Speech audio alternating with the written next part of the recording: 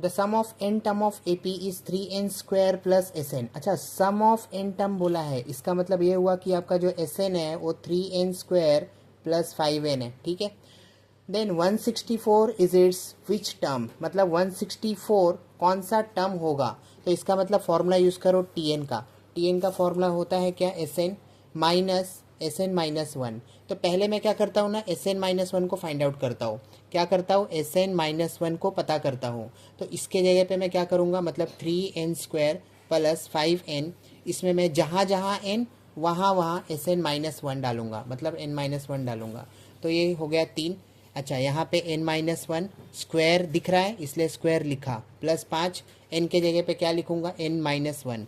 अच्छा, जब इसी को सॉल्व करेंगे तो ये 3 और a minus B whole square क्या होता है, तो a का स्क्वायर माइनस 2ab मतलब 2n प्लस b का स्क्वायर, तो b मतलब 1, 1 का स्क्वायर तो 1 ही होगा, ठीक है, इतना समझ में आया। प्लस 5 इंटू एन क्या होगा, 5n माइनस, अच्छा ये दोनों के साथ मल्टीप्लाई, हाँ तो 5 into N 5n minus 5 one ज़ा 5, ठीक है। अब जब ये अंदर तीनों के साथ मल्टीप्लाई होगा तो ये क्या होगा, 3n² माइनस 3 टू ज़ा 6n प्लस 3 वन ज़ा 3 प्लस 5n माइनस 5, ठीक है, इतना समझ में आया। अच्छा, अब मुझे क्या दिख रहा है, तो 3n² इकलौता टर्म है, लिखा जाए।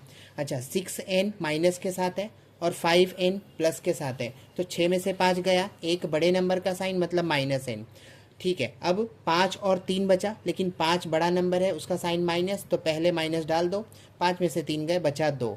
तो मैंने एस एन माइनस वन तो पता कर लिया।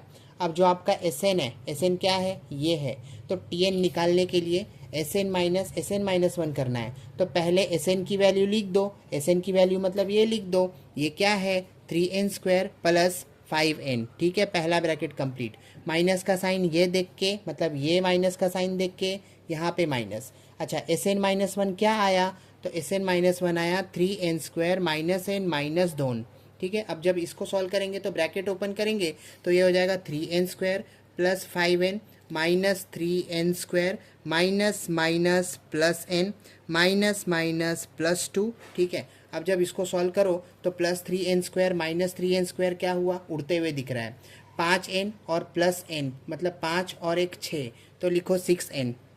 इतना समझ में आया, हाँ इतना समझ में आया, मतलब इसका भी काम हो गया, इसका भी काम हो गया, ठीक है। और क्या बचा है, +2 लेकिन आपको बोला है कि 164 कौन सा टर्म होगा, तो 164 को बराबर में लिख दो, इक्वल टू के साइन में लिख दो। अब मैं क्या करूँगा, तो 6n is equal to 164 plus 2 को राइट हैंड साइड में फेंको, तो 6n इज इक्वल टू 164 में से 2 गया तो कितना बचा, 162 बचा, ठीक है। अच्छा, n क्या होगा, तो 162 नीचे 6, 6 टू ज़ा 12, बचा क्या 4, 42 हो गया, 6 7 ज़ा 42, तो n जो आया आपका 27, मतलब ये सीक्वेंस का 27th टर्म 164 के बराबर है। इट मीन्स ऑप्शन बी सही जवाब।